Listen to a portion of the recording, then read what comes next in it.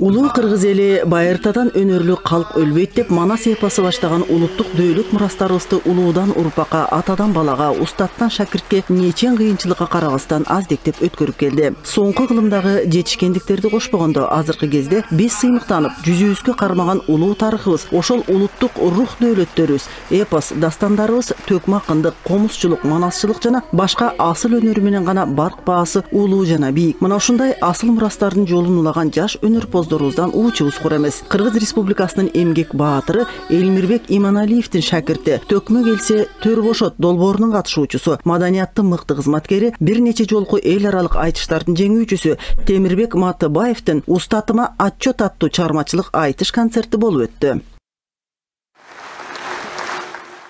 10 жыл мурда 11-12 жашында ушу айтыш фондуна келип, Элмирбек Иманалиевдин сабагын алып, үлгүсүн алып, бала кезинен келди эле арадан 10 жыл өткөн экен. Мынтип Темирбек Матыбаев азыр 22-23гө карап чоң акын болуп, республикалык айтыштардан, эл аралык айтыштардан, ал тургай казак-кыргыз айтыштарынан баш байгени алып, кыргыздын намысына жарап келди. Бүгүн ошо элди чогултуп, элдин ак батасын алайын деп, улуу жорго аттанайын деп, элди чогултуп, батасын алып аткан убагы эл дагы жакшы келди.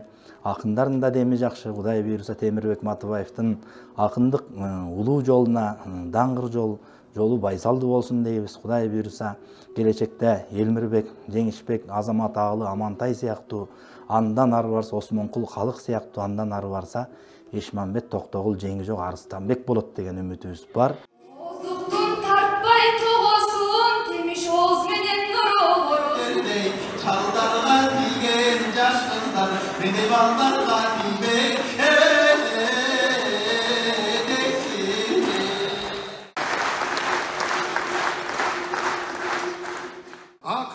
Кыргыз элинин салт санаасын, үрп адатын, жалпы маданий тарыхын, ооз-эки маданияттын негиздөөчүлөрү саналган куйма кулак төкмө акындар ырга салып, жар салып келген. Андыктан бул күнкү айтышка төкмө акындын сахналаш достору келишип, кеченин көркүн атышты. Залга жык толгон эл кыйкырык сүрөө менен коштоп турушту.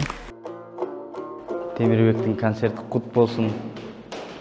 Анткени Темирбек ушул эң кенже акындар болсо дагы өзүнө чоң милдеттерди коюп, улуттук жүк артып өзүн ой кубалап, санаанын түбүндө түнөп түйшөлтүп келе жатат. Ошонусу өнөрдүн келечеги бар экенин, улуттун келечеги кең экенин түшүндүрөт.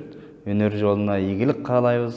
Эч арман жок, доомат жок өткөн күнгө экөөбүздүн жаштыгыбыз ырда өттү. Elbette